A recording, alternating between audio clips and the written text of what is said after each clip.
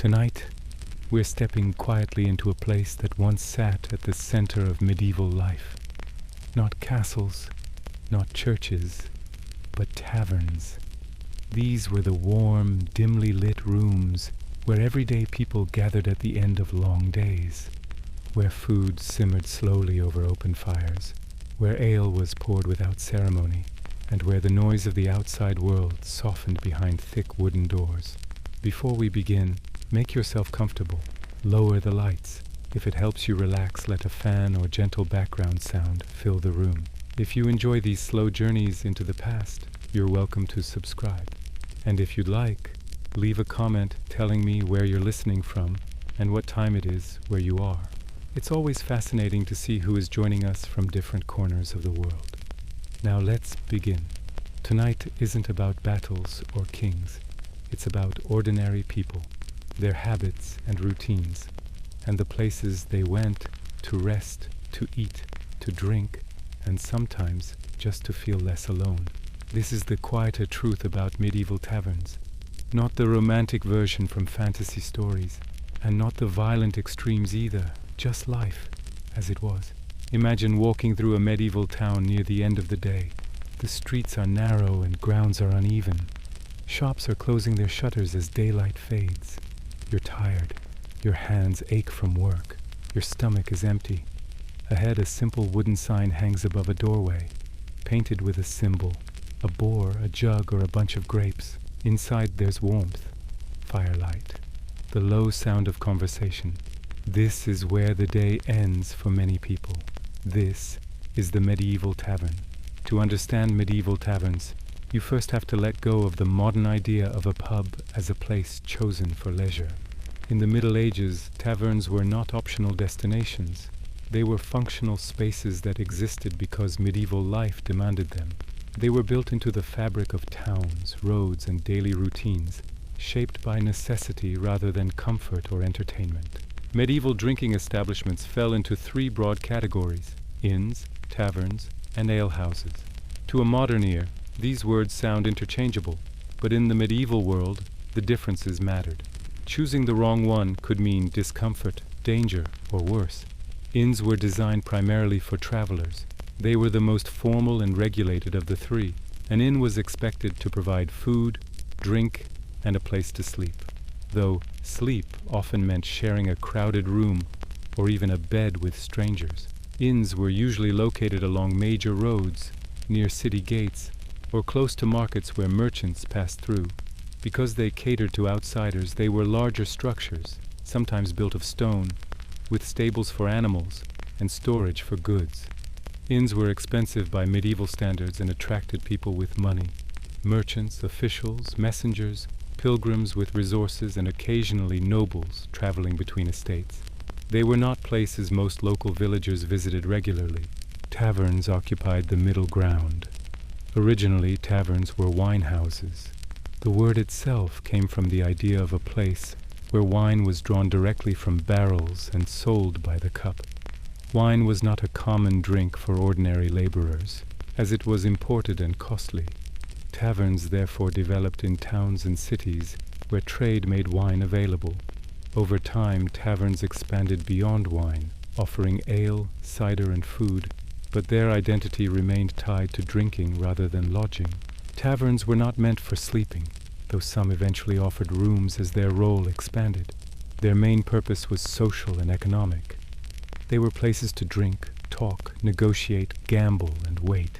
Alehouses were the most common and the most informal. They began as private homes. A woman who brewed more ale than her household could consume would sell the excess to neighbors. To signal that fresh ale was available, she might hang a broom or stick outside her door. Alehouses were everywhere, especially in villages. They served locals, not travelers. There were no rooms, no stables, no expectation of comfort. You came to drink, talk, and then leave. Alehouses were woven into everyday neighborhood life. Understanding these distinctions helps explain why taverns existed in such large numbers. They filled a gap between home and road, between private life and public obligation. Medieval homes were crowded, smoky, and uncomfortable. Taverns offered warmth, light, and space, even if that space was noisy and chaotic. For many people, the tavern was the only place outside the church where adults could gather freely. Taverns also existed because medieval towns were built around movement. Goods, messages, and people were constantly passing through. Roads were slow, travel was dangerous, and journeys took days or weeks. Taverns provided predictable stopping points. Even locals relied on them as landmarks and meeting places. If you wanted to find someone, you often knew which tavern they favored. Another reason taverns were everywhere was water. Clean drinking water was unreliable. Rivers doubled as waste channels. Wells were easily contaminated. Fermented drinks like ale and wine were safer because the brewing process killed many harmful organisms, even if medieval people did not understand why. Taverns were part of public health, even if unintentionally. They provided access to drinkable liquid in a world where thirst could be dangerous. Taverns also served economic functions. Contracts were discussed over cups of ale. Wages were negotiated. Laborers waited there for work. Employers came looking for hands. Information traveled by word of mouth, and taverns were where words gathered. News of wars, harvests, prices, and laws spread across tables sticky with spilled drink. Because of this, taverns attracted a wide mix of people. Merchants stopped to rest and count coins. Craftsmen came to relax after work. Soldiers passed through, carrying stories and tension. Messengers delivered news. Pilgrims shared roads and meals. Locals came for familiarity, travelers for necessity. Taverns blurred social boundaries in ways few other spaces did. But taverns were not for everyone. Some people avoided them deliberately. The very poor often could not afford regular visits. Women, especially respectable married women, limited their presence or avoided taverns entirely to protect their reputations. Religious figures publicly condemned taverns, even while quietly using them when travel required it. Some devout individuals avoided taverns out of fear of temptation, gossip, or moral judgment. Certain professions stayed away when possible. Scholars and clerics were expected to show restraint. Wealthy nobles preferred private feasts. Families with land often drank at home. Taverns were for those whose lives unfolded in public rather than behind walls. The reputation of taverns reflected this divide. To some, they were places of community. To others, they were symbols of excess. Authorities both relied on and distrusted them. Laws attempted to regulate taverns without eliminating them. Taverns were taxed, inspected, and monitored, yet allowed to thrive because they served essential needs. The tavern keeper occupied a unique position. He or she was not just a seller of drink, but a gatekeeper of space. The tavern keeper decided who stayed, who left, who was served, and who was refused. Regulars were remembered. Debts were tracked mentally. Behavior was watched. In a world without police presence everywhere, the tavern keeper enforced order within their walls. Taverns also functioned as social equalizers, but only briefly. Inside, status softened. A peasant could sit near a merchant. A traveler could speak to a local. But hierarchy never vanished entirely. Clothes, speech, and confidence still mark difference. The tavern allowed contact, not equality. It's important to understand that taverns were not built for comfort. They were practical spaces designed to hold people, liquid, and noise. Furniture was heavy and sparse. Light was low. Floors were easy to clean or ignore. Taverns were not meant to impress, they were meant to endure. Because of this, taverns became deeply familiar to medieval people. They were predictable in function, even if unpredictable in events. You knew what you would find when you entered: drink, people, noise, and the possibility of something happening. This combination made taverns powerful. They were places where boredom ended and risk began, where loneliness eased and trouble brewed. They were spaces where medieval life revealed itself without ceremony. Taverns existed everywhere because medieval life demanded shared spaces. Homes were private but cramped. Churches were communal but controlled. Taverns sat in between. They were informal, flexible, and responsive to human need. To enter a tavern was to step into the current of everyday medieval society.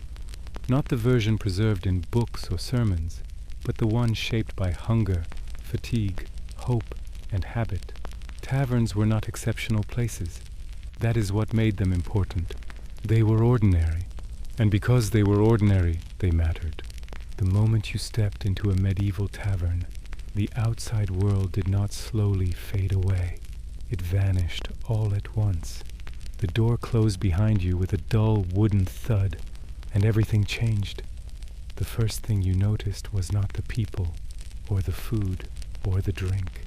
It was the air itself, thick, warm, and heavy. It wrapped around you immediately, carrying a smell so dense it felt almost solid.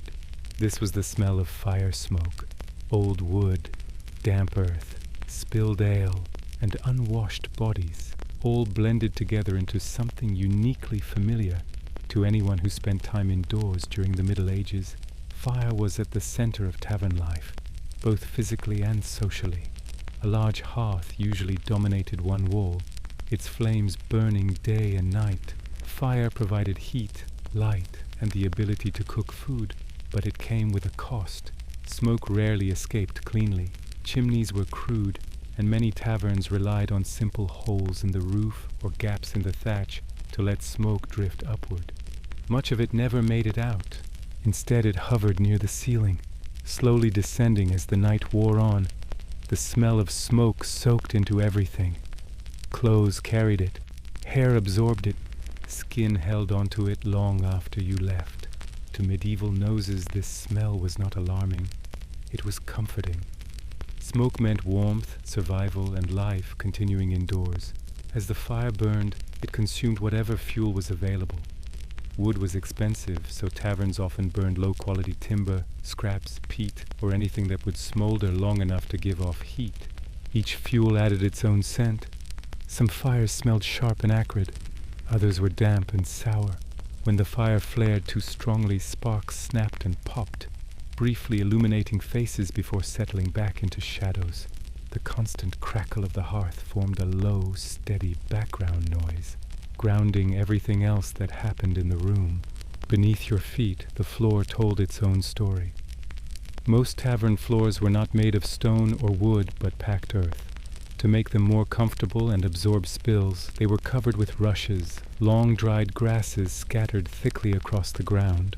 In theory, these rushes were meant to be replaced regularly. In practice, they were topped up far more often than they were removed. Over time, layers built up. Ale soaked in, food scraps fell, mud from boots mixed with dust and ash. The floor became soft in places, uneven and faintly springy underfoot. Walking across a rush-covered floor required attention. Some areas were firm and dry, others were damp and slippery. Your shoes might sink slightly, releasing old smells trapped beneath the surface. These floors absorbed everything the tavern could not contain. Spilled drink, dropped food, and occasional bodily accidents disappeared into the rushes, becoming part of the room itself. Vermin moved through them unseen. Small insects lived there permanently. The floor was not something you looked at closely. It was something you accepted. The sound of movement on these floors was muted. Footsteps did not echo sharply. Instead, they shuffled and whispered. Chairs scraped softly. Boots dragged. This softened noise added to the enclosed feeling of the tavern. Sounds blended together rather than standing out.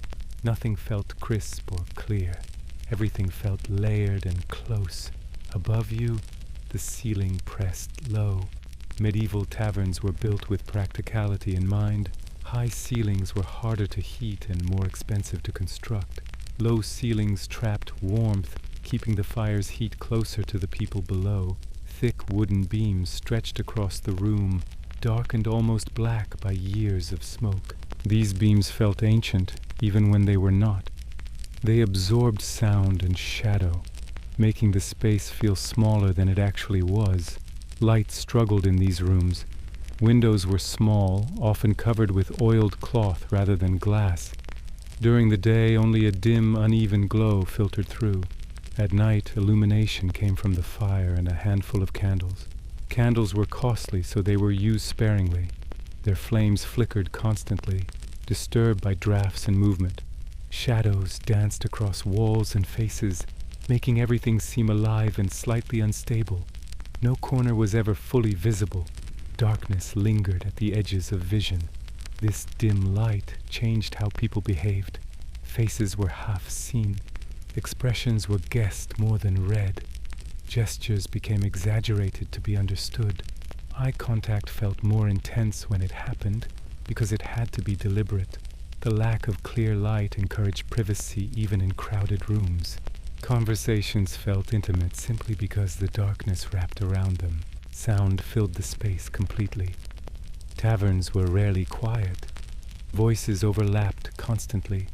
Conversations blurred into a low, continuous hum, punctuated by laughter, coughing, and the clink of cups. Someone always seemed to be talking. Silence felt unnatural in these spaces. When the noise dipped briefly, it was often followed by someone raising their voice, just to fill the gap. The acoustics of taverns added to this effect. Low ceilings and wooden walls trapped sound, bouncing it back into the room rather than letting it escape. A single shout could ripple outward, momentarily drawing attention before dissolving back into the general noise. Music, when present, was loud by necessity. Instruments like pipes or fiddles had to compete with voices and fire. Songs were repetitive and simple, designed to be heard and remembered even in chaos. Smell, light, and sound worked together to create a sense of enclosure. The tavern did not feel like an open public space. It felt like the inside of a body, warm, dark, and crowded. The air was rarely fresh. It was breathed over and over again by the people inside. Breathing felt heavier the longer you stayed. Newcomers often noticed it immediately, while regulars barely registered it at all. This enclosed warmth was intentional. Medieval nights were cold. Homes were poorly insulated. Taverns offered a rare combination of heat and shelter without obligation. You did not need to host guests or clean afterward. You paid a small price and shared the space. The warmth was communal, bodies pressed close. Heat accumulated. Even in winter, the tavern could feel almost stifling once it filled.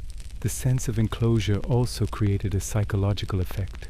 Outside, the medieval world was vast, uncertain, and dangerous. Roads were dark. Weather was unpredictable. Inside the tavern, the walls held everything together. You could see the limits of your world. The ceiling was above you. The fire was in front of you. Other people surrounded you. This containment felt reassuring. Time behaved differently in this environment. Without clear light or silence, hours blurred together. One moment drifted into the next. The steady rhythm of noise and warmth lulled the senses. Fatigue softened edges. Worries receded slightly. The tavern did not solve problems, but it dulled them. Smell, light, and sound were not separate experiences. They blended into a single atmosphere that defined the tavern more than any object or person. This atmosphere was consistent across regions and decades. A tavern in a busy city and one in a small village shared the same basic sensory signature. You knew where you were without being told. To modern sensibilities, this environment sounds overwhelming. To medieval people, it was familiar. Their lives were shaped by close quarters, strong smells, and constant noise. The tavern concentrated these elements rather than introducing them. It was an intensified version of everyday indoor life. When you stayed long enough, the senses adjusted. The smoke became background. The dimness felt normal. The noise softened into something almost soothing. The enclosure stopped feeling confining and began to feel protective. The outside world, with its cold and uncertainty, felt farther away.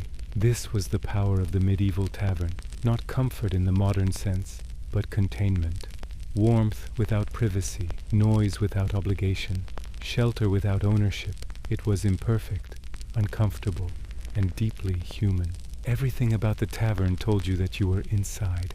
Inside walls, inside warmth, inside shared experience. The smell, the light, and the sound worked together to hold you there, suspended in a space that existed entirely for the moment, where the world narrowed just enough to make life feel manageable for a little while longer. In the medieval world, what people drank was not a matter of preference or taste. It was a matter of survival. Thirst was constant. Physical labor was exhausting. and clean water could not be trusted. Drink was nourishment, protection, and habit all at once. To understand medieval taverns, you have to understand that alcohol was not an indulgence layered on top of daily life. It was woven directly into it. Ale was the foundation. For most medieval people, ale was consumed from morning until night. It was drunk by laborers before work, during breaks, and at the end of the day. It was served to children in diluted forms and given to the elderly as comfort. Ale was food in liquid form. It provided calories, warmth, and energy in a society where diets were often limited and repetitive. Grain was precious, and brewing was one of the most efficient ways to extract nourishment from it. The brewing process transformed barley or other grains into something easier to digest. Fermentation broke down complex sugars, making ale filling without requiring chewing. For people whose teeth were worn, broken, or missing, ale offered nutrition without strain. It was thick, cloudy, and often opaque, nothing like modern beer. Medieval ale still contained bits of grain and yeast, making it closer to liquid bread than a refreshing drink. Most ale was brewed locally. Taverns did not rely on distant suppliers for their daily stock. Alewives and brewers produced batches that were meant to be consumed quickly, often within a few days. Without modern preservation methods, ale spoiled fast. This constant need for fresh brewing meant alehouses and taverns were in near constant operation, with new batches replacing old ones in a steady rhythm. Not all ale was the same. Medieval people clearly distinguished between small beer and strong ale. Small beer was the most common. It was low in alcohol and consumed throughout the day. The brewing process used the same grain mash multiple times. The first extraction produced strong ale, rich in sugars and alcohol. The second or third extraction produced small beer, thinner and weaker but still nutritious. Small beer hydrated without intoxication. Children drank it, workers drank it. It was safe, filling, and reliable. Strong ale was different. It was reserved for evenings, celebrations, or those who could afford it. Strong ale was darker, thicker, and more potent. It provided warmth and pleasure as well as nourishment. In taverns, strong ale was priced higher and served with more care. Drinking too much strong ale too quickly was risky, not just socially but physically. Intoxication could lead to fights, accidents, or unwanted attention. Because ale varied so widely, people judged taverns by the quality of their brew. Reputation mattered. A tavern known for weak, sour, or poorly brewed ale lost customers quickly. A tavern with consistent, well-balanced ale attracted regulars. Quality was not about refinement. It was about reliability. People wanted to know what they were putting into their bodies. Wine occupied a different space entirely. It was not a daily drink for most medieval people. Wine was imported, transported in barrels across dangerous roads and seas. It was taxed, regulated, and expensive. Taverns that sold wine were subject to special oversight. Wine marked status. To drink wine regularly meant you had money, connections, or both. Wine also carried cultural weight. It was associated with the church, ritual, and authority. Communion wine linked it to sacred practice. In taverns, wine symbolized refinement, even when served in rough surroundings. Merchants, officials, and travelers with means preferred wine. Its taste varied depending on origin, age, and handling. Some wines were harsh and acidic. Others were sweet and heavy. None resembled modern bottled wine. Because wine was costly, adulteration was common. Tavern keepers watered it down, blended cheaper wines together, or added substances to improve color or flavor. Authorities attempted to control this with inspections and public punishments, but enforcement was uneven. Customers learned to be suspicious. Experienced drinkers judged wine by smell, color, and texture. Trust between tavern keeper and customer mattered deeply. Despite its risks, wine was prized. It lasted longer than ale, especially when properly stored. It traveled better. For travelers, wine was safer than local water, and sometimes safer than unfamiliar ale. Taverns that sold wine often catered to outsiders rather than locals. Cider, perry, and mead filled regional gaps. Where apples were abundant, cider replaced ale. Pear-growing regions favored perry. Mead made from honey was expensive and celebratory. These drinks followed the same logic as ale and wine. Fermentation made them safer and more nourishing than water. Water itself was the great problem. Medieval people did drink water, but they did so cautiously. Rivers were contaminated by waste, industry, and animals. Wells could be tainted by nearby latrines or burial grounds. Rainwater was unpredictable. Without understanding bacteria, people relied on observation. Water made people sick. Ale did not. That was enough. Boiling water during brewing unintentionally made it safer. Alcohol content added protection. Even small amounts of fermentation reduced risk. Over generations, this knowledge became habit. People trusted what worked. Taverns thrived because they provided reliable liquid in an unreliable world. Drinking was structured into daily routine. Morning ale provided energy. Midday ale sustained labor. Evening ale or wine marked rest. Drinking alone was less common than drinking together. Taverns encouraged shared consumption, reinforcing community through habit. Importantly, medieval drinking culture was not constant drunkenness. Most people consumed low-alcohol beverages most of the time. Intoxication was situational. Heavy drinking occurred during festivals, market days, or moments of release. Taverns provided space for both moderation and excess. The smell of ale was part of tavern identity. Fresh ale smelled sweet and grainy. Older ale turned sour quickly. A tavern that smelled wrong warned experienced customers away. Drinking involved the senses. People learned to judge safety through smell and taste. Drinks were served in shared vessels. Cups passed between hands. Hygiene was minimal by modern standards, but familiarity reduced concern. Illness was common anyway. Taverns were not blamed unless patterns emerged.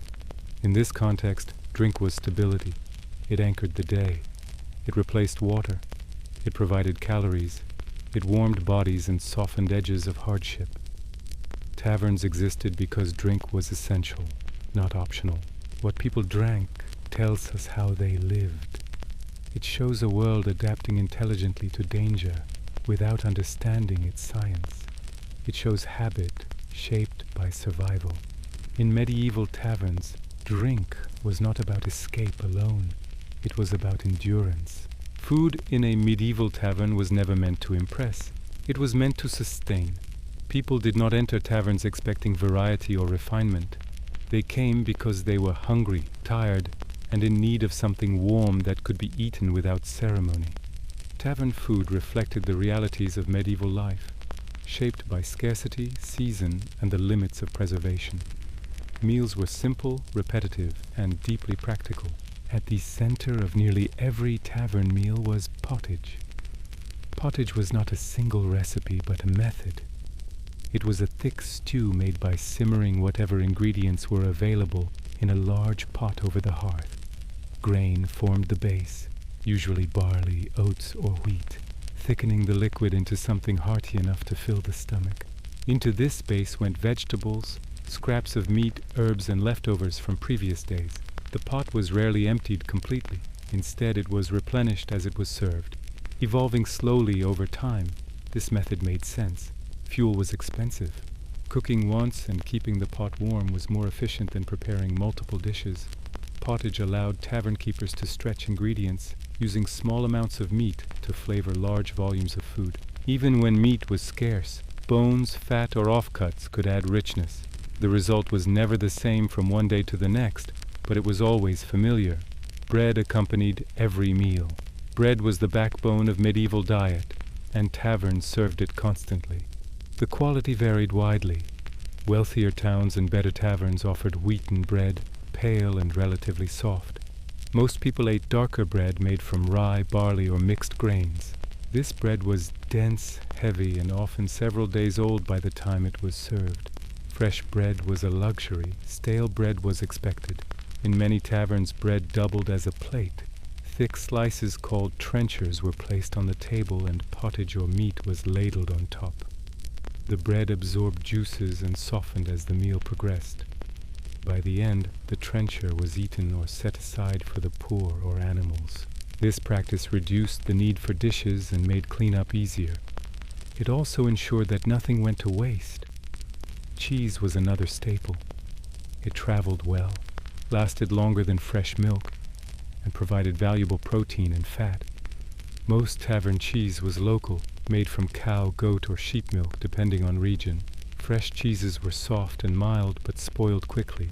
Hard cheeses were aged, sharp, and durable. The quality depended on the skill of the maker and the health of the animals. Cheese might be sliced thinly or broken into chunks and eaten alongside bread. Eggs appeared when available. They were versatile and filling, but fragile and seasonal. In warmer months, eggs were more common. They might be boiled, fried, or stirred into pottage to thicken it. In colder months, eggs were rarer, as hens laid less frequently. Taverns used eggs carefully, knowing how quickly they spoiled. A bad egg could ruin a dish and a reputation. Onions were everywhere. They grew easily, stored well, and added flavor to otherwise bland food. Onions went into pottage, were eaten raw with bread, or cooked slowly to bring out sweetness. Leeks and garlic served similar roles. These strong flavors helped mask the taste of aging ingredients and made meals more satisfying. Herbs like parsley or thyme appeared when gardens allowed, but spices were rare and expensive. Food changed daily because it had to. There was no refrigeration. Preservation methods were limited to salting, drying, smoking, or fermenting. Fresh ingredients came and went with the seasons. A tavern's menu depended entirely on what arrived that morning or remained from the day before. Taverns did not plan meals far in advance. They responded to availability. Markets dictated tavern food. If vegetables were plentiful, pottage leaned green. If meat was cheap due to slaughter season, it appeared more often. Fish dominated meals on fasting days, mandated by the church. Salted fish, dried fish, or preserved fish filled pots during these periods. The rhythm of the church calendar shaped tavern menus as much as agriculture did. Because ingredients changed constantly, consistency came from method rather than content. People trusted that pottage would be warm and filling, even if its flavor varied. Bread would be present, ale would wash it down. This predictability mattered more than taste. Food preparation in taverns was communal and rough. Kitchens were small, smoky spaces dominated by the hearth. Utensils were few. Pots were heavy and rarely scrubbed thoroughly. Residue from previous meals lingered. Modern ideas of hygiene did not apply. Instead, heat and habit provided safety. Long boiling killed many dangers. People relied on what had always worked. Meals were shared. Taverns rarely provided individual plates. Customers gathered around tables or benches, dipping spoons into common bowls. Hands reached across one another. Knives were personal tools carried by diners. Forks were uncommon. Eating was tactile and social. Boundaries blurred easily. Shared bowls encouraged conversation and connection. They also spread illness, but this was accepted as unavoidable. Community mattered more than isolation. Eating together reinforced belonging. Even strangers shared space and food without hesitation. Portions were generous when supplies allowed. Tavern keepers understood that hunger brought customers back. A reputation for thin pottage or miserly bread discouraged repeat visits. Food did not need to be luxurious, but it needed to satisfy. For travelers, tavern food was often the only hot meal of the day. For locals, it provided relief from monotonous home cooking or from kitchens too small to accommodate guests. Taverns filled gaps left by domestic life. Importantly, tavern food was rarely wasted. Leftovers returned to the pot. Stale bread found new purpose. Scraps fed animals. Everything had value.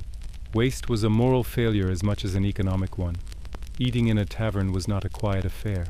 Bowls clinked, bread tore. People talked with mouths full. Food was fuel, not ritual. Yet there was comfort in this simplicity. A bowl of pottage eaten in warmth, surrounded by others, offered reassurance in an uncertain world. Tavern food reveals medieval priorities clearly. Survival came first. Pleasure followed when possible. Meals were shaped by environment, not desire. Taverns did not elevate food above life. They integrated it into the flow of work, rest, and routine. What people ate in taverns tells us how little separated nourishment from social life. Food was not an isolated experience. It was shared, improvised, and deeply human.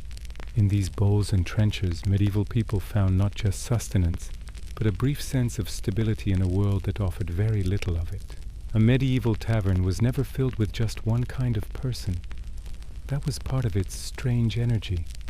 It brought together people whose paths rarely crossed elsewhere, compressing social layers into a single smoky room. When you stepped inside, you didn't enter a neutral space.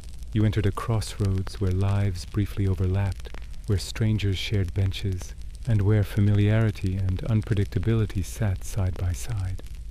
Merchants were among the most noticeable figures in any tavern, especially those located near roads, markets, or ports. They carried themselves differently from locals. Their clothing was often better made, though travel dulled its sharpness. Their boots were worn from long distances. Their hands moved often toward belts or pouches, a subtle habit formed by carrying money and contracts. Merchants came to taverns to rest, to eat, and to listen. Taverns were information hubs, and information was as valuable as goods. Prices, shortages, political rumors, and market conditions traveled by word of mouth. A merchant who listened carefully could gain an advantage long before news reached official channels. Yet merchants were also cautious. Their presence attracted attention. Too much display invited theft. Too much secrecy invited suspicion. In a tavern, a merchant learned to blend in while staying alert. Craftsmen formed the backbone of regular tavern life. Blacksmiths, carpenters, masons, weavers, tanners, and bakers all passed through tavern doors, especially at the end of the workday. Their clothes bore the marks of their trades: soot, sawdust, dye stains, or leather smells. Craftsmen came for warmth and familiarity. Many were members of guilds, and taverns often served as informal meeting places where disputes were discussed and alliances formed. Conversation among craftsmen revolved around work, tools, apprentices, and commissions. Taverns offered a rare space where skill, not birth, defined status, at least temporarily. A respected craftsman could command attention and respect even in mixed company. Travelers were easy to spot, though not always easy to trust. They arrived dusty, tired, and uncertain. Some were pilgrims marked by badges or simple clothing. Others were messengers, porters, or people moving in search of work. Travelers brought stories from elsewhere, and tavern patrons listened eagerly. These stories expanded the world beyond familiar streets. At the same time, travelers carried risk. They were unknown quantities. Their pasts could not be checked. Their departures were imminent. Trust developed slowly, if at all. Taverns balanced hospitality with suspicion, offering food and drink while watching closely. Soldiers passing through added a different tension to the room. Whether returning from campaigns or moving toward new ones, soldiers carried physical presence. Their posture, scars, and equipment set them apart. Some were disciplined and quiet. Others were restless and loud. Soldiers spent money quickly when they had it, knowing it might not matter tomorrow. Taverns welcomed their coin but feared their volatility. A group of soldiers could fill a room with laughter or empty it through intimidation. Their stories were half bravado, half trauma, and taverns became places where these experiences surfaced in fragments. Familiar local faces formed the steady core of tavern life. These were the regulars, people who appeared day after day, sitting in the same spots, drinking at the same pace. They were known by name, habit, and mood. Tavern keepers relied on them for stability. Regulars watched newcomers carefully. They noticed changes in routine. Their presence gave taverns continuity. Without them, a tavern felt hollow, just a stopover rather than a place. Local laborers, dock workers, and porters filled benches alongside craftsmen. Their days were long and physically demanding. Taverns offered relief from cramped homes and cold evenings. Conversation here was practical and repetitive, centered on weather, wages, and tomorrow's work. These faces were unremarkable individually but defined the tavern collectively. They gave it rhythm. Clergy appeared more often than sermons suggested they should. Traveling monks, parish priests, and minor officials entered taverns out of necessity or quiet preference. Their presence carried contradiction. They preached restraint but lived in the same world as everyone else. Some drank sparingly and observed. Others joined fully, shedding their authority temporarily. Taverns blurred moral boundaries without erasing them. Women appeared in taverns in varied roles. Alewives ran establishments. Serving women carried food and drink. Some women arrived with family members. Others came alone, carefully navigating reputation and attention. Their presence shaped behavior subtly. Taverns were not exclusively male spaces, but gender expectations influenced movement and speech. Women who belonged were known. Women who did not were watched. Children were not entirely absent. Older children ran errands, carried messages, or helped serve during busy hours. Their presence reminded patrons that taverns were part of daily life, not separate from it.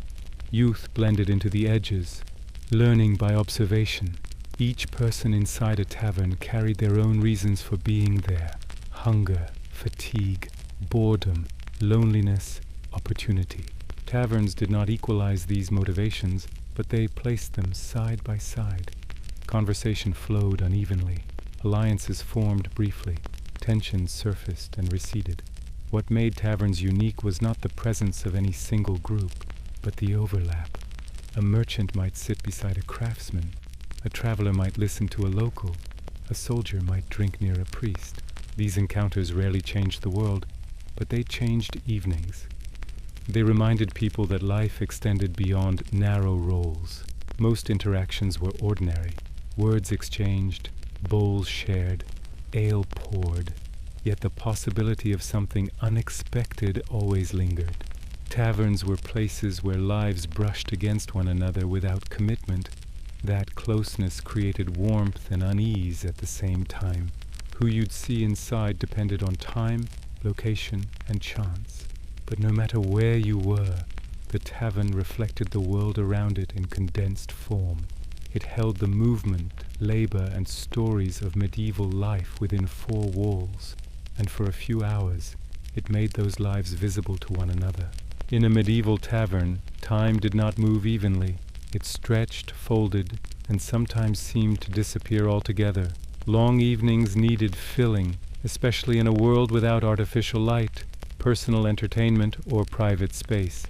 Games emerged naturally in this environment, not as organized events, but as shared habits that helped pass hours slowly and communally. Among these, dice ruled above all else. Dice were everywhere because they were simple. A pair of small cubes could fit in a pocket, be carved from bone or wood, and used on any flat surface. No special table was required. A bench, a barrel, or even a stretched cloak on the floor would do. Dice needed no literacy, no preparation, and no equipment beyond the dice themselves. Anyone could play. Anyone could understand the outcome. This accessibility made dice games universal across class and profession. The rules of dice games were rarely fixed. They shifted from tavern to tavern and even from table to table. Some games involved guessing totals. Others required matching numbers or rolling specific combinations.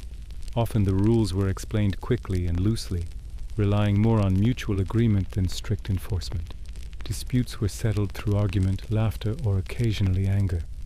Precision mattered less than participation. Simple wagers accompanied nearly every game. Coins were common stakes, but not the only ones. Bread, drinks, small tools, pieces of clothing, or promises of favors were all acceptable.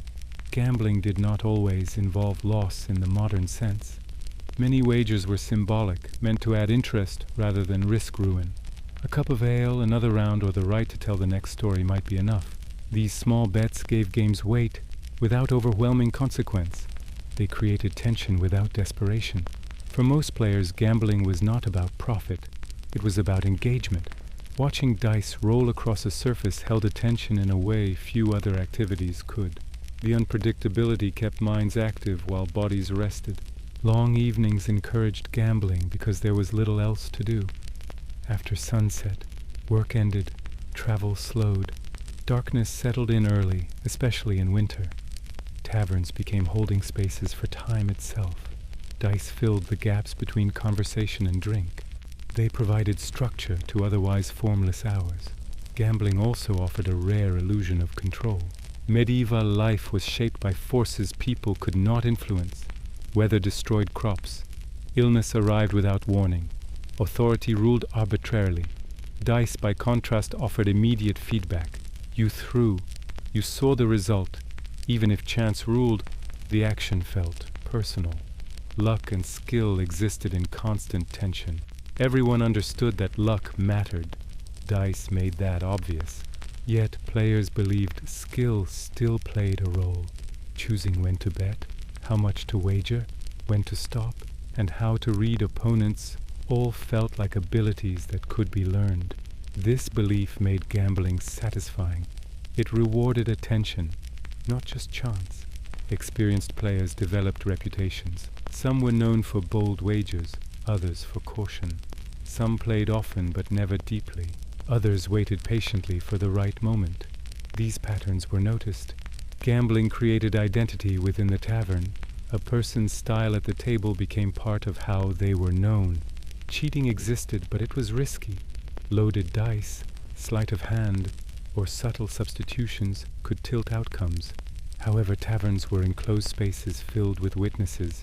Reputation mattered. A known cheat found themselves excluded or confronted. The threat of social consequence limited excess deception. Most games remained honest enough to continue. Watching was as important as playing. Not everyone wagered. Many stood nearby, commenting, laughing, and reacting. These observers shaped the mood. Their reactions added drama to simple roles. Gambling became a performance shared by all present. Dice games also bridged social differences. A craftsman could gamble beside a merchant. A traveler could challenge a local. Money equalized briefly. The dice did not care who rolled them. This temporary flattening of status added to the appeal. Time passed almost unnoticed during play. Rounds blurred together. Drinks arrived and emptied. Conversations paused and resumed. The rhythm of the tavern followed the rhythm of the game. When a game ended, another often began without discussion. Stopping felt abrupt. Continuing felt natural. Gambling thrived because it matched the pace of tavern life. It required attention but not effort. It allowed engagement without commitment. It offered hope without promise. In a world where tomorrow was uncertain, a game of dice provided a small, contained moment of anticipation. Luck versus skill mirrored medieval worldview. Fate mattered. Effort mattered. Outcomes were unpredictable. Gambling reflected life itself in miniature. You did what you could. You accepted what came. Games did not dominate every moment, but they anchored many evenings. They gave shape to time that might otherwise drift aimlessly. When people remembered taverns, they remembered the sound of dice hitting wood, the pause before counting, the brief surge of triumph or disappointment. In this way, games were not distractions. They were tools. They helped people endure long nights, uncertain futures, and the slow passage of medieval time. In a medieval world without newspapers, radios, or written notices available to most people, information moved through voices. Words carried news faster than carts and more reliably than letters. Taverns became natural collection points for this flow. People gathered there not only to eat and drink, but to listen. The tavern was where the world arrived in fragments and was slowly assembled through conversation.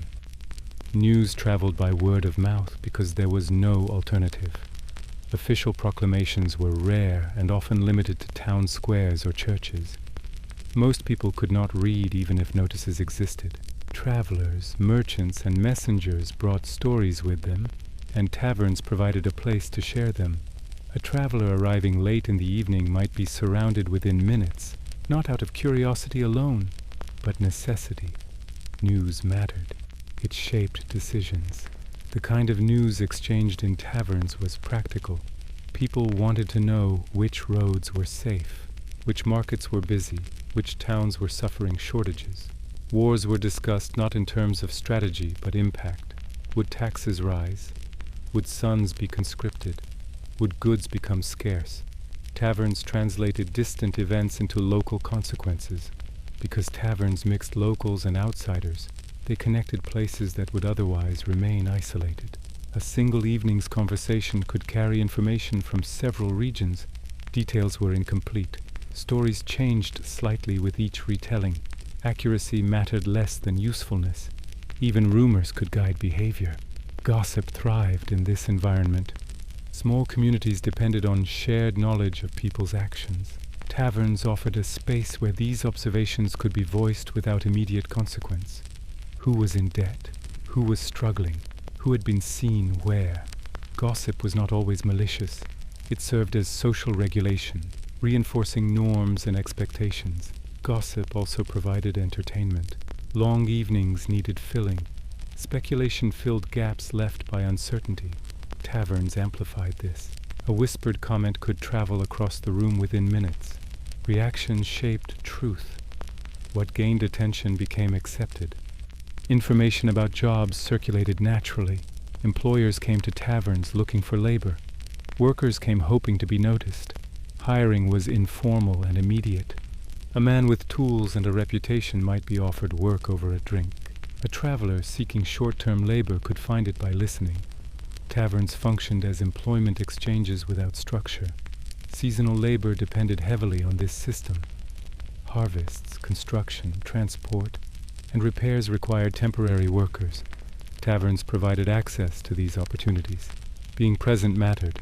Absence meant missing chances. Trade opportunities followed similar patterns. Merchants shared knowledge about prices, demand, and supply. A craftsman might learn where his goods would sell best. A trader might discover shortages worth exploiting. Information was currency. Those who listened carefully gained advantage.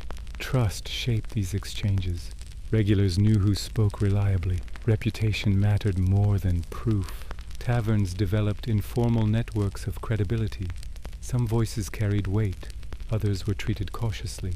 Information also moved vertically. Taverns allowed ideas to cross social boundaries. A laborer might overhear merchant discussions. A craftsman might learn about distant markets. Knowledge was not restricted by rank once inside the tavern. This flow of information made taverns powerful. Authorities understood this and watched them carefully. Taverns could spread unrest as easily as opportunity. Rumors could challenge authority. Complaints could gather momentum. Yet suppression was difficult. Conversation could not be taxed or easily controlled. Taverns also filtered information. Not everything was believed. Listeners weighed stories against experience. Contradictions were discussed openly. Over time, consensus formed, even if it remained imperfect. For many, the tavern was the only window into a wider world. Without travel or literacy, people relied on what they heard. This made taverns educational spaces, though unstructured and biased. Information did not travel cleanly. It was shaped by fear, hope, and interest, but it traveled consistently. Taverns ensured that no place remained entirely isolated. The rhythm of information exchange followed the tavern's rhythm. News arrived with travelers. It spread through conversation. It settled into shared understanding. Then it moved on. In this way, taverns connected medieval society quietly and continuously. They were not just places of consumption, but of communication. They allowed people to orient themselves within a changing world using nothing more than shared space and spoken word. This made taverns indispensable. They held together networks of knowledge long before systems existed to replace them. They were noisy, imperfect, and unreliable, but they worked. And because they worked, they endured. Medieval taverns appeared chaotic on the surface, filled with noise, movement, and strangers. Yet most of the time they functioned with surprising order. This order did not come from written laws posted on walls or from constant intervention by authorities. It came from a shared understanding of behavior, reinforced quietly by habit, reputation, and the steady presence of the tavern keeper. Taverns operated on rules that everyone seemed to know without ever seeing them written down. At the center of this system stood the tavern keeper. More than a host or seller of drink, the tavern keeper was an authority figure within the walls of the establishment. This authority was practical rather than symbolic. The tavern keeper controlled access to warmth, food, and drink. He or she decided who was served, who was refused, and who was asked to leave. In a medieval world, where alternatives were limited, this control mattered. Being barred from a tavern meant exclusion from food, information, and community. Tavern keepers learned to read people quickly. Regulars were known by name, habit, and temperament. Newcomers were watched carefully. A person who drank too fast, spoke too loudly, or ignored social cues attracted attention. Intervention did not always come as confrontation. A tavern keeper might delay service, redirect seating, or distract with conversation. These small actions prevented many problems before they escalated. Authority was also physical when needed. Tavern keepers were rarely weak or passive figures. Many were former soldiers, craftsmen, or people accustomed to asserting themselves. They kept heavy tools, clubs, or staffs within reach. Their authority was reinforced by reputation.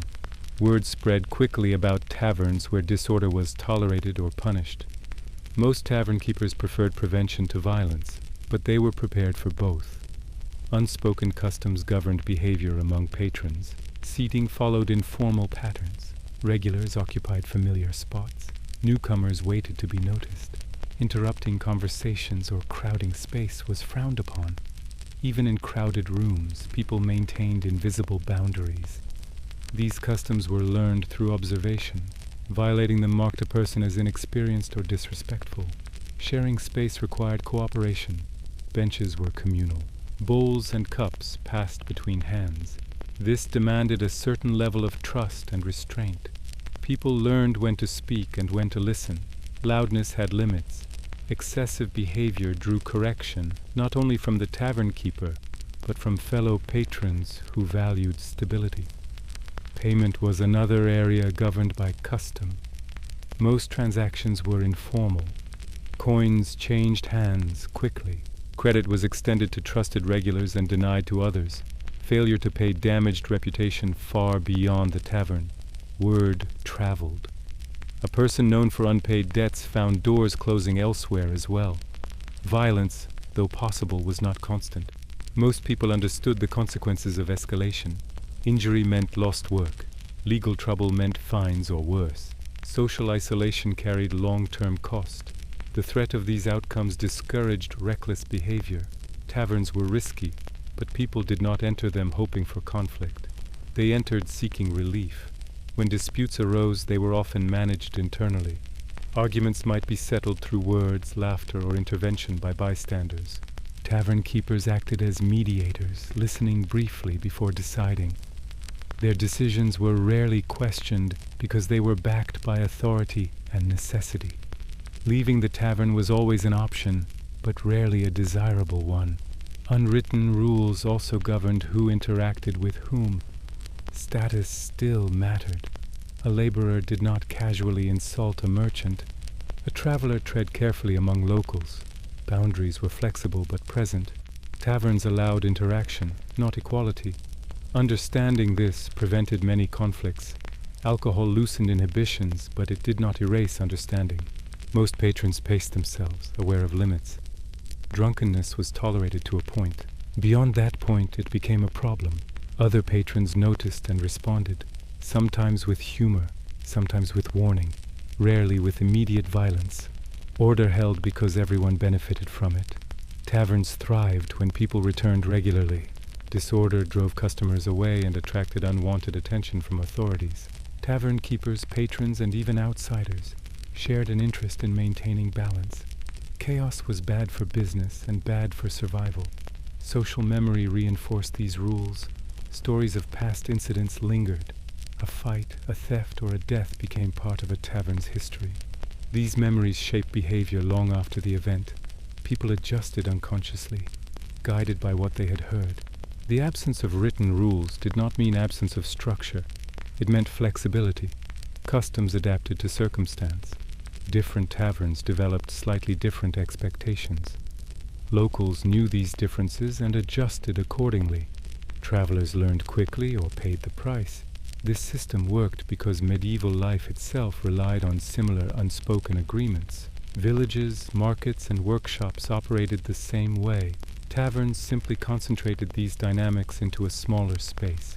What happened inside reflected broader social habits. Order usually held not because people were peaceful, but because disorder carried cost. Taverns were places of necessity as much as pleasure. Maintaining access mattered. Reputation mattered. Survival mattered. In this way, Medieval taverns governed themselves. Not perfectly, not always, but often enough to endure.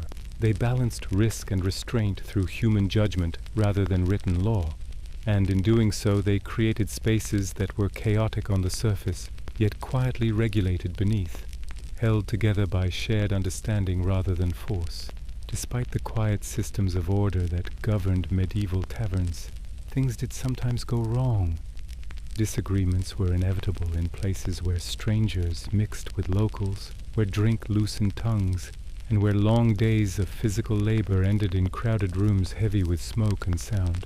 Yet what is striking, when viewed closely, is not how often conflict erupted, but how often it did not. Most tension remained contained, managed through social pressure rather than violence. Disagreements in taverns usually began small. A misunderstood remark, a bumped elbow, a disputed seat, a joke that landed poorly. Medieval taverns were loud, dim, and crowded, making misinterpretation easy. People spoke over one another. Accents differed. Humor varied from place to place. What one person meant as casual could sound insulting to another. These moments created friction, but friction alone didn't lead to fights. Arguments often followed patterns. Voices rose first. Others nearby fell quiet, listening without intervening. This pause mattered. It gave space for reconsideration. Many arguments ended here, resolved by clarification, apology, or redirection. Someone laughed it off. Someone else bought a drink. The moment passed. Taverns allowed for this because their social rhythm encouraged pause as much as reaction. Alcohol played a complicated role. While it lowered inhibitions, it also softened edges. People were slower, less precise, more willing to let things slide. Drunkenness dulled immediate response. Sharp anger required clarity. Many patrons never reached that point, stopping short of the level where violence felt necessary. When arguments continued, they were shaped by awareness of audience. Taverns were public spaces. Everyone was watching. Losing control meant losing face. Reputation mattered deeply in medieval communities. A person known for starting trouble would find themselves excluded, ignored, or treated cautiously in the future. This social memory discouraged escalation. Most people also understood the cost of injury. Even minor wounds could become serious. Infection was common. Time away from work meant lost income. For laborers and craftsmen, a damaged hand or broken bone could threaten survival. This knowledge lingered in the background of every argument. Violence carried risk far beyond the moment. When tempers flared, community pressure often intervened. Regular patrons stepped in quietly, a hand on an arm, a firm word, a reminder of shared space. These interventions were not acts of heroism, but acts of self-preservation. No one wanted chaos.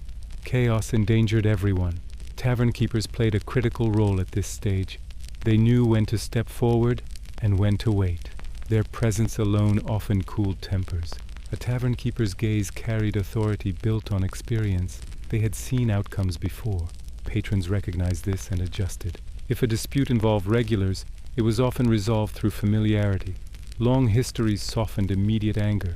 People remembered favors, debts, and shared experiences. An argument might linger, but violence rarely followed. These relationships formed a buffer against escalation. Conflicts involving outsiders were more unpredictable, but even here restraint was common. Travelers depended on goodwill. Locals valued stability. Both sides weighed consequences. Many disagreements ended with one party leaving rather than fighting. Departure was a face-saving solution. Community pressure extended beyond the tavern walls. News of conflicts traveled quickly. Families heard. Employers noticed. Guilds remembered. A person who caused trouble repeatedly risked isolation. This long-term accountability discouraged short-term aggression. When physical confrontations did occur, they were usually brief, a shove, a single strike. Intervention followed quickly. Others separated participants. The goal was not victory, but cessation. Extended fights were rare because they attracted attention and consequences. Severe violence did happen, but it stood out precisely because it was exceptional. When someone was seriously injured or killed, the entire community responded. Witnesses spoke, authorities intervened. The tavern involved might face scrutiny or closure. Everyone knew this. Fear of these outcomes restrained behavior. Disagreements over money were particularly sensitive. Gambling debts, unpaid drinks, or accusations of cheating created tension. Yet even here, resolution often came through negotiation, payment plans, witnesses confirming events, tavern keepers acting as arbiters. Violence threatened recovery of debts, making it a poor choice. Honor mattered, but honor was flexible. Backing down was not always shameful if done correctly. Humor, deference, or strategic silence allowed people to retreat without losing standing. Medieval culture valued survival alongside pride. Community pressure worked because communities were small. Anonymity was rare. Actions followed people. This created a self-regulating environment where most individuals chose caution over confrontation.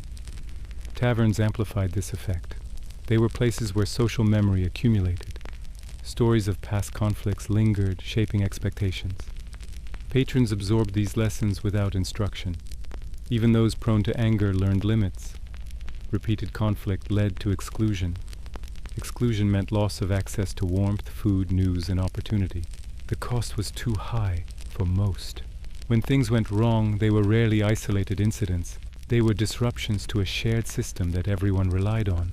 This shared reliance created collective responsibility. People intervened not out of kindness, but necessity. The medieval tavern was not peaceful, but it was restrained.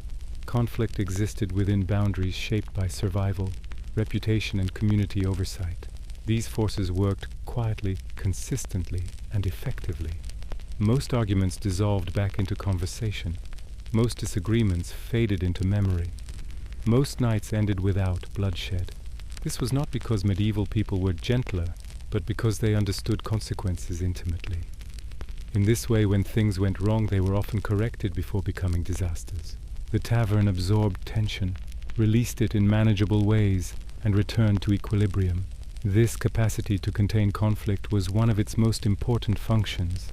Taverns endured not by eliminating disagreement, but by managing it.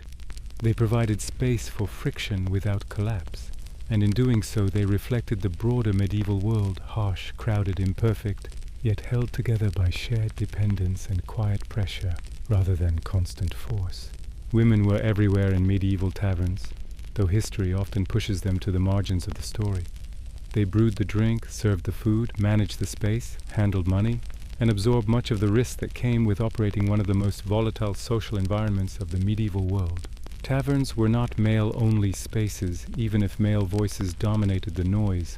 Without women, taverns simply could not function. The most visible and influential women in taverns were alewives. Brewing ale was traditionally women's work, rooted in household labor rather than commerce. Long before taverns became formal businesses, women brewed ale at home for their families. When they produced more than they could consume, they sold the surplus. This was not initially seen as entrepreneurship, but as practical household management. Over time, this practice expanded into a recognized trade. Alewives brewed, stored, priced, and sold ale. They understood grain quality, fermentation timing, and customer preference through experience rather than written knowledge. A successful alewife developed a reputation that mattered deeply. People returned to houses where the ale was consistent and fair. Word traveled quickly about bad ale, weak ale, or dishonest measures. Reputation was everything. Running an alehouse placed women in positions of authority unusual for the period. Alewives controlled access to drink, set prices, and decided who was welcome. This power came with scrutiny. Alewives were regulated heavily, often more than male tavern keepers. Inspectors tested ale quality, measured prices, and punished perceived dishonesty. Women bore the brunt of public penalties for failures, including fines and humiliating punishments. Servers, often young women, occupied a different role.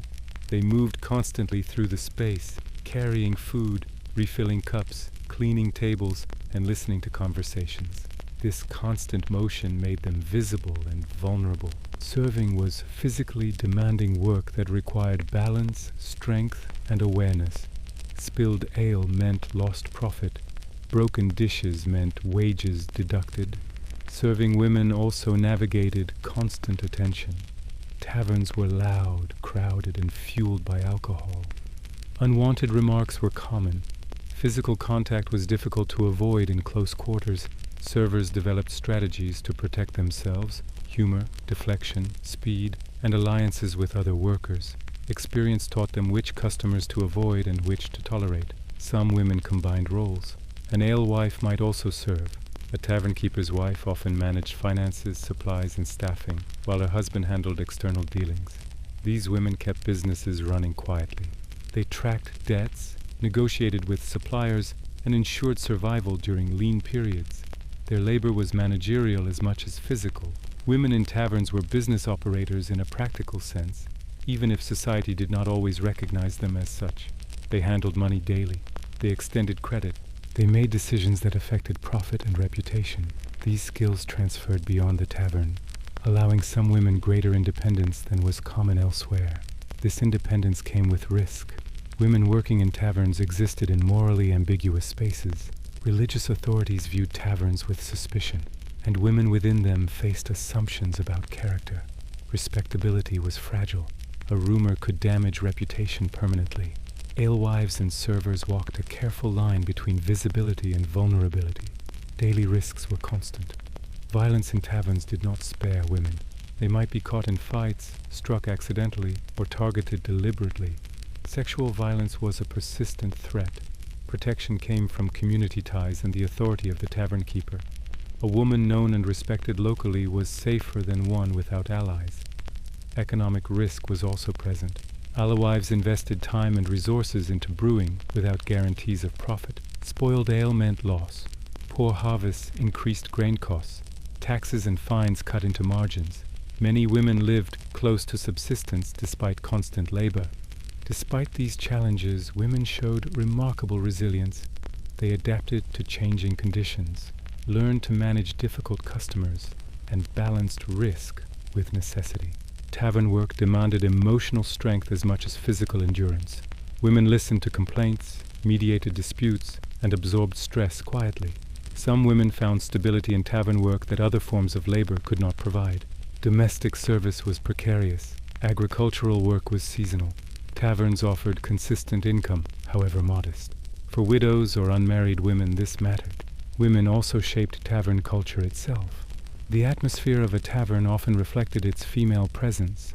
Establishments run or staffed by respected women tended to maintain calmer environments. Customers adjusted behavior accordingly. Familiarity bred restraint. Not all experiences were positive. Exploitation existed. Some women were underpaid or controlled by male relatives. Others were trapped by debt or lack of alternatives. Choice was limited by circumstance. Yet within these constraints, women exercised agency wherever possible. The resilience of women in taverns lay in their adaptability. They learned to read rooms, anticipate danger, and manage people as much as products. These skills were rarely documented but widely understood. Taverns offered women a paradoxical space. They were dangerous yet empowering, public yet precarious. Within their walls, women negotiated survival daily, balancing labor, authority, and vulnerability. Their presence shaped taverns profoundly. Quality, atmosphere, reputation, and continuity depended on women's work.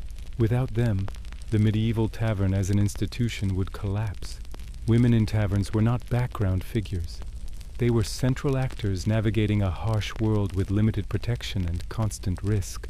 Their resilience sustained not only themselves, but the social spaces that medieval communities relied upon.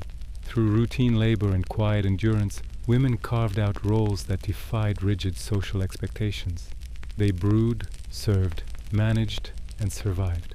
In doing so, they left an imprint on medieval life that deserves recognition not as exception, but as reality. Medieval taverns did not exist in isolation. They stood within sight of churches, beneath the notice of local officials, and under the shadow of both moral judgment and legal authority. From the outside, taverns might seem like places where rules loosened and restraint faded, but they were never beyond observation. Law and religion were always nearby, watching, warning, and sometimes intervening. even as taverns continued to thrive. The church held strong views about taverns, shaped by concern rather than ignorance. Religious authorities understood that taverns gathered people in ways churches could not.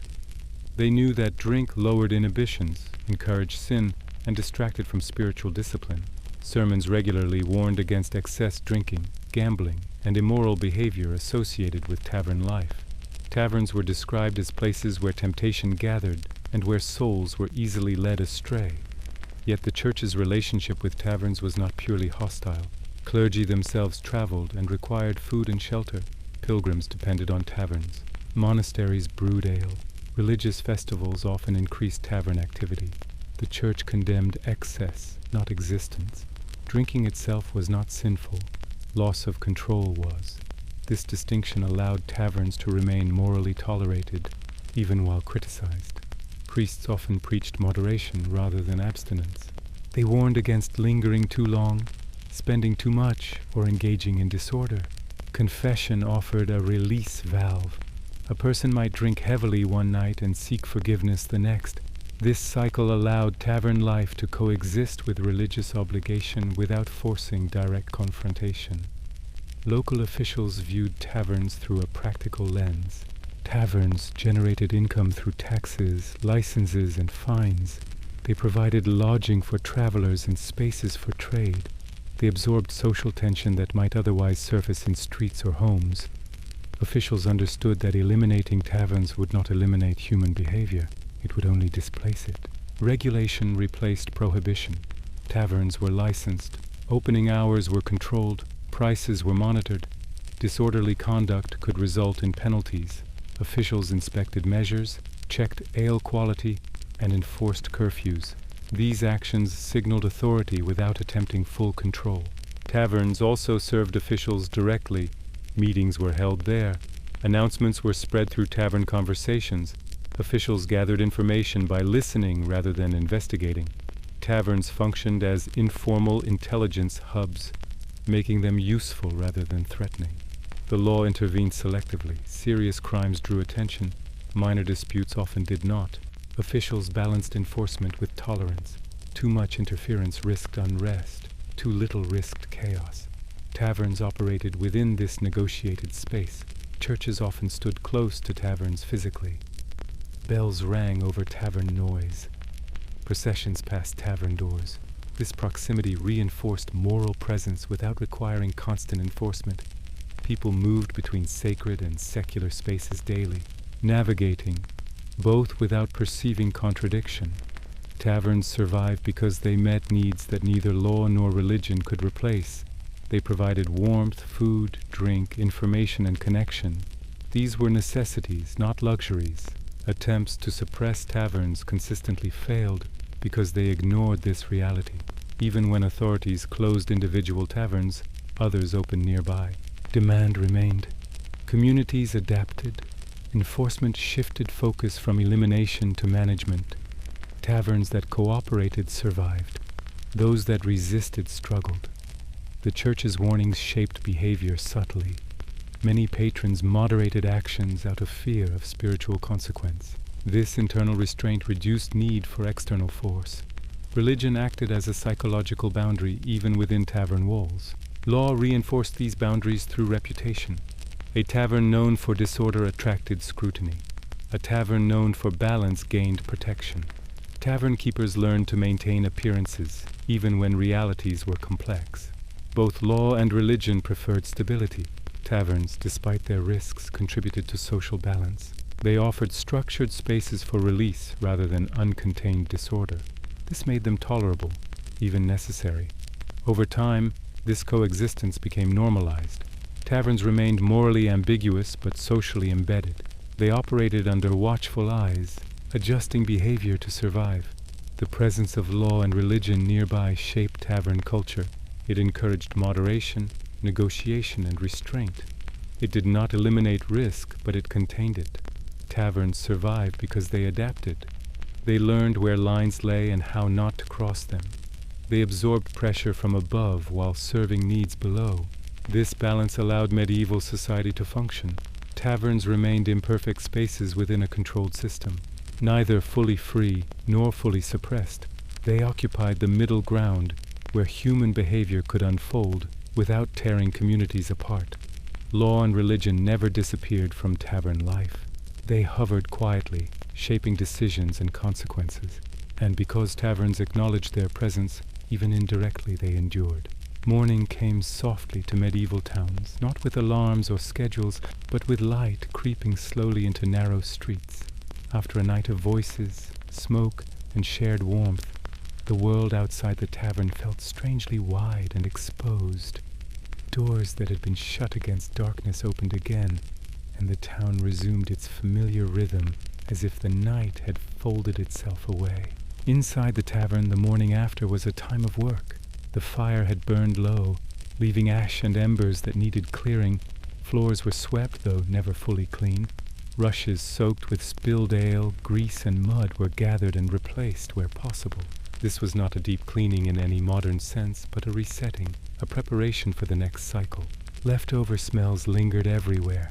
Smoke clung to beams and walls, the sourness of old ale mixed with cooked grain and damp earth. These scents were not shocking to medieval senses. They were familiar, almost comforting in their persistence. A tavern that smelled completely clean would have felt unnatural. Tables bore marks of the night, rings from cups, scratches from knives, sticky patches where drink had spilled. These were wiped quickly, sometimes with water, sometimes with cloths already used many times before. Perfection was neither expected nor required. Clean enough was sufficient. Outside, streets were quieter than the night before. Footsteps echoed softly. Carts moved slowly. Animals reclaimed space. The absence of crowd noise revealed the sounds of daily labor beginning again. Hammers struck wood. Doors creaked open. Voices returned at a lower pitch. Those who had stayed late drifted out gradually. Some walked carefully, heads lowered. Others lingered, finishing conversations begun the night before. Morning light softened expressions that had seemed harsher under candle glow. What felt urgent at night often felt distant by dawn. The tavern keeper counted coins, assessed damage, and noted absences. Who had paid? Who had not? Which stools were broken? Which customers might not return? This accounting was as much mental as financial. Taverns survived on memory. Women working in the tavern resumed their routines early. Dishes were gathered. Leftover food was assessed. Nothing edible was wasted. Pottage might be reheated. Bread reused. Scarcity shaped every decision. The smell of morning food slowly replaced the heavier scent of night. Boiled grain, warm bread, thin ale. These quieter aromas signaled a shift. The tavern transformed from gathering place to workplace. Life resumed outside without pause. Farmers returned to fields, craftsmen to workshops, merchants to stalls. Whatever had happened inside the tavern did not stop the world. It was absorbed and moved past. For many, the tavern night was already fading from thought. Memory softened details. Emotions dulled. Regret, if present, was tucked away beneath necessity. Survival required forward movement. The morning after carried a sense of reset. Conflicts seemed smaller. Losses were accepted. Wins were quietly enjoyed. The shared understanding was that life continued regardless. Taverns prepared to open again. Fires were relit. Ale barrels checked. The cycle turned forward without ceremony. In this quiet transition, the tavern revealed its true role. It was not the night alone that mattered, but the return to day. The ability to absorb human excess and release people back into routine. Morning after morning, medieval taverns performed this function. They held the noise of the night and released it gently into the day. And life, unchanged yet subtly shaped, went on. To understand why taverns mattered so deeply in medieval life, it helps to step away from the noise and danger and look instead at what they provided quietly, night after night.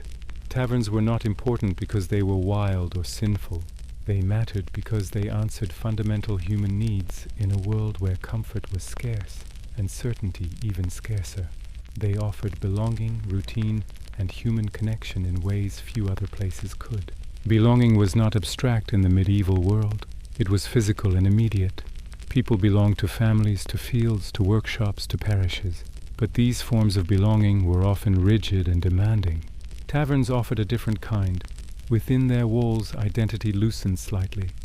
A laborer could sit beside a merchant. A traveler could share a bench with a local. Social lines blurred just enough to allow conversation without erasing hierarchy entirely. This mattered. It gave people a sense of participation beyond their assigned roles. For many, the tavern was the only place where they felt seen outside of obligation. At home, there was work. At church, there was duty. In the fields and workshops, there was labor. In the tavern, there was presence. People were noticed when they entered. Regulars were greeted. Absence was remarked upon. This recognition built quiet bonds that anchored people to place. Routine reinforced this belonging.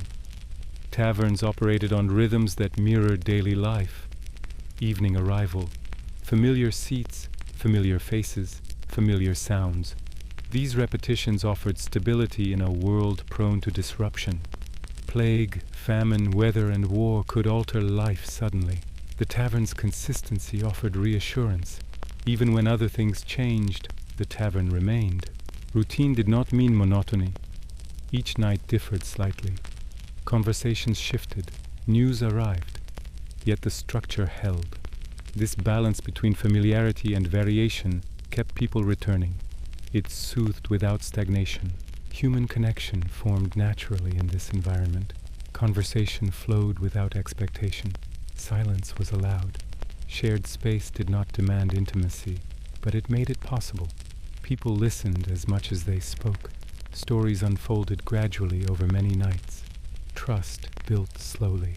These connections mattered because medieval life was emotionally demanding.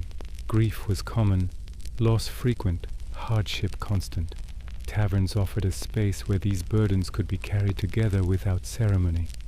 A shared drink did not solve problems, but it softened them. Connection also came through shared experience rather than confession. People did not always speak of their struggles directly. Instead, they listened to others. They recognized themselves in stories. This quiet recognition eased isolation. Taverns mattered because they were inclusive in practice, if not in theory. Entry did not require membership, literacy, or status. A coin or credit sufficed. This openness made taverns rare spaces where strangers could belong temporarily without explanation. They also mattered because they were neutral ground. Disputes might surface, but so did reconciliation. People returned night after night, navigating relationships over time. This continuity allowed wounds to heal rather than deepen. For those without strong family ties, taverns filled a gap. Widows, travelers, unmarried laborers, and others on the margins found community there. The tavern did not ask why someone was alone. It simply offered company. Routine extended beyond evening gatherings. The tavern structured time itself. It marked the end of labor and the beginning of rest. This transition mattered psychologically. It separated survival from living, even briefly. Human connection in taverns was not idealized. It was imperfect, noisy, and sometimes strained. But it was real. It involved listening, reacting, adjusting. These interactions reinforced social skills and mutual awareness. Taverns also preserved memory. Stories repeated. Events were remembered collectively. This shared memory bound communities together. It created a sense of continuity across generations. Belonging in taverns was reinforced by absence as much as presence.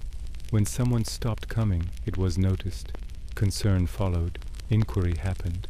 This awareness created informal care networks. The tavern was one of the few spaces where emotional expression was tolerated. Laughter, anger, grief all appeared there. This emotional range made it human. Taverns mattered because they allowed people to exist without immediate purpose, to sit, to listen, to be. This was rare in medieval life. They also mattered economically, but their social value surpassed profit. They sustained morale. They diffused tension. They reinforced identity through shared experience rather than imposed structure. When authorities tolerated taverns, it was often because they recognized this function implicitly. Removing taverns would remove more than drink. It would remove social glue. Taverns were not escapes from reality. They were part of it. They integrated hardship rather than denying it. Human connection in taverns was built on proximity, not ideology. People connected because they shared space and time, not because they agreed. This made taverns resilient. They adapted to change because their purpose remained constant. In the end, taverns mattered because they reflected humanity as it was, not as it wished to be. They held joy and sorrow together without judgment. They offered belonging without promise, routine without rigidity, and connection without demand. In a world that asked much and gave little, the tavern gave something essential, a place to sit among others and feel briefly less alone, and that was enough to make them endure. At first glance, medieval taverns and modern pubs appear to belong to entirely different worlds. One feels distant, rough, and unfamiliar, while the other feels regulated, comfortable, and recognizable. Yet when looked at slowly, the differences reveal something more subtle. Much has changed over centuries, but some core elements have endured with surprising consistency. Comparing medieval taverns to modern pubs is less about contrast and more about continuity shaped by time, law, and expectation. What changed most visibly was comfort. Medieval taverns were built for function, not ease. Low ceilings trapped heat, but also smoke. Floors absorbed spills rather than repelling them. Seating was hard, shared, and uneven. Modern pubs are designed to reduce discomfort. Ventilation removes smoke, furniture supports the body, lighting is controlled. Warmth is consistent rather than accidental. These changes reflect advances in building methods, sanitation, and expectations of personal comfort. Cleanliness marks another major shift. Medieval taverns operated in a world without modern hygiene standards. Smells lingered. Surfaces were wiped, not sterilized. Shared cups and bowls were normal. Today's pubs are regulated environments. Health codes govern food preparation, cleaning schedules, and waste disposal.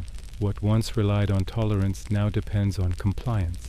This change did not happen because people became more sensitive, but because knowledge and infrastructure allowed improvement. Alcohol itself changed. Medieval ale was weak, cloudy, and short-lived. It spoiled quickly and varied from batch to batch. Wine was imported and inconsistent. Modern pubs serve standardized beverages with predictable strength and flavor. Brewing science replaced intuition. Preservation replaced immediacy. Choice expanded dramatically.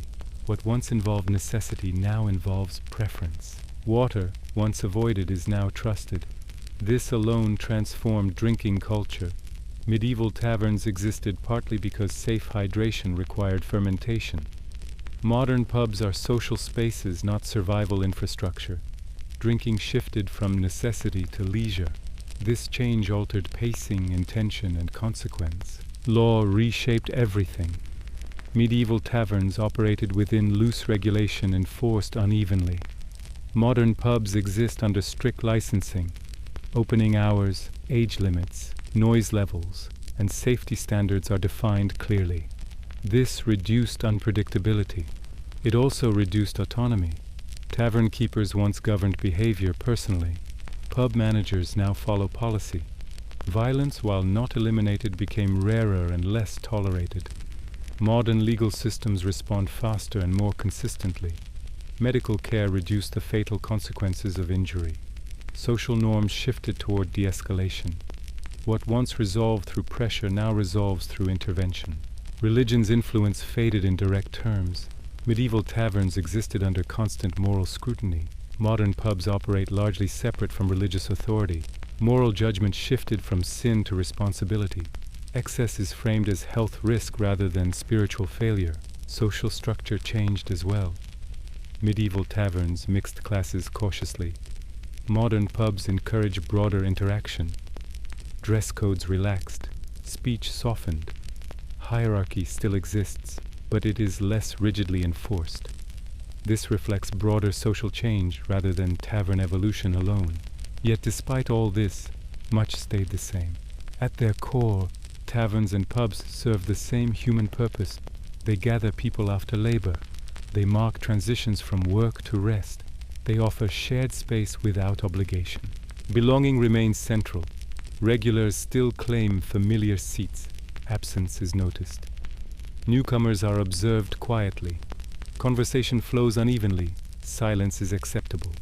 These patterns echo across centuries. Routine still matters.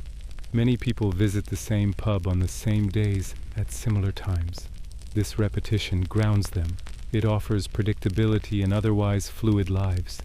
The medieval tavern and modern pub both anchor time socially.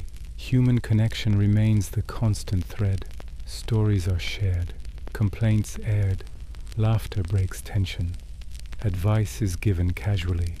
People connect without formal introduction. This has not changed. Information still moves through these spaces. News, opinions, opportunities circulate informally. Though technology dominates communication now, pubs remain places where conversation shapes understanding. Conflict still appears, though muted. Disagreements happen, emotions surface. Social pressure still guides resolution. The mechanisms evolved, but the dynamics remain. The role of the keeper persists. Whether tavern keeper or pub manager, someone maintains balance. Someone decides when to intervene. Authority still exists, though it now wears policy rather than reputation. Pubs, like taverns, reflect their societies. They absorb cultural change while preserving function. They evolve without losing purpose. The most important continuity lies in the need they satisfy. Humans seek shared spaces that are neither home nor work. Taverns once filled this gap. Pubs still do.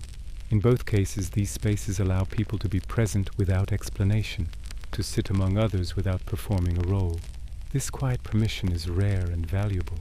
Time transformed structure, safety, and expectation. It did not transform need. Taverns became pubs because society changed around them, not because their purpose vanished. What stayed the same is what matters most: the draw of warmth, the comfort of familiarity, the relief of shared presence. In comparing taverns and modern pubs, we see not a story of replacement, but of adaptation. Different worlds, same human core. And that continuity explains why, centuries later, people still gather over drinks, still return to familiar rooms, still seek connection in shared spaces that feel briefly like home. As the noise fades and the details soften, it becomes easier to see why these spaces still feel familiar, even across centuries.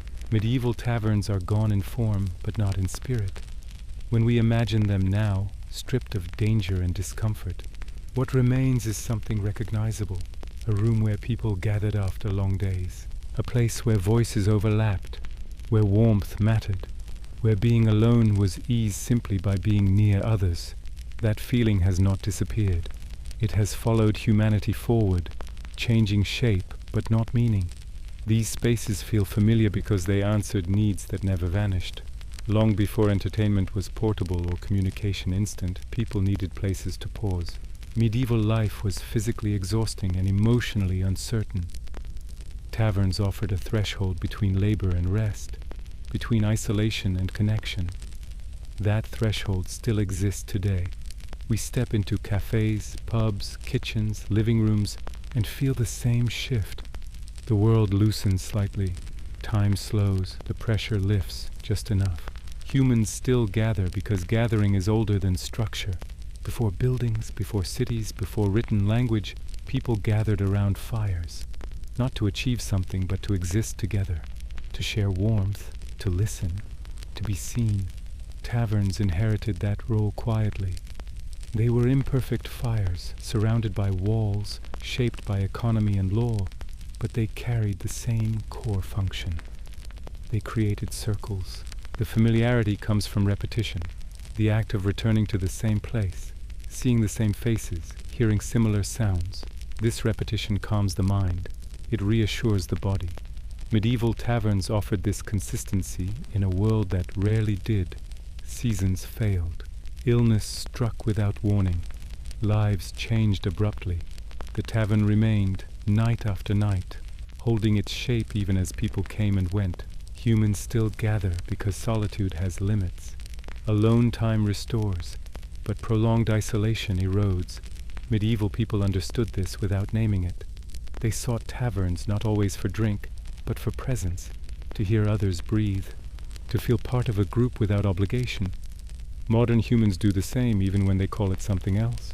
There is also comfort in shared anonymity. Taverns allowed people to belong without explaining themselves. You could sit quietly, you could listen, you could speak if you wished. That freedom remains powerful. Many modern gathering spaces replicate this balance, participation without demand. These spaces feel familiar because they mirror us. They hold contradictions, joy and sorrow, calm and tension, silence and noise. Taverns did not eliminate hardship. They held it temporarily. Modern spaces do the same. They do not solve life. They soften it. Humans gather because stories need ears, even when stories are small, even when they are unfinished. Speaking aloud changes weight. Listening connects experience. Taverns carried countless stories that were never written down, yet they mattered deeply to those who told them. Modern conversations do the same, fleeting yet meaningful. There is something grounding about shared routine, knowing that at a certain hour certain people will appear. Medieval taverns structured evenings. Modern spaces still mark time socially. These rhythms help humans orient themselves within days that otherwise blur. The philosophical quiet beneath all this is simple. Humans are social not because it is efficient, but because it is sustaining. Connection is not optional. It is nourishment. Taverns fed this need in crude but effective ways. They were not designed for reflection, yet reflection happened there. As we look back, it is tempting to romanticize or condemn, but the truth sits in between. Taverns were flawed, necessary, and deeply human. They existed because people needed them to exist, and when they disappeared, other spaces rose to take their place. The reason these spaces feel familiar is because we recognize ourselves in them. Our need to pause, our need to belong without effort, our need to be near others without explanation. These needs persist quietly beneath modern life, unchanged by technology or time. Humans still gather because togetherness regulates emotion. It steadies thought. It reminds us that our experience is not singular. Medieval taverns offered this reminder without language. Modern spaces continue the task. As the night deepens, it is enough to let this understanding settle, that across centuries, across hardship and progress, humans have always carved out places to sit together, not to escape life, but to endure it. The medieval tavern fades now, not into darkness, but into continuity. Its walls dissolve into other rooms, other tables, other shared moments. The sounds soften, the fire dims, the gathering remains. And as sleep approaches, it is comforting to know that this instinct to gather, to sit among others, to share space and time, has always been there, quietly, persistently, holding humanity together, one evening at a time.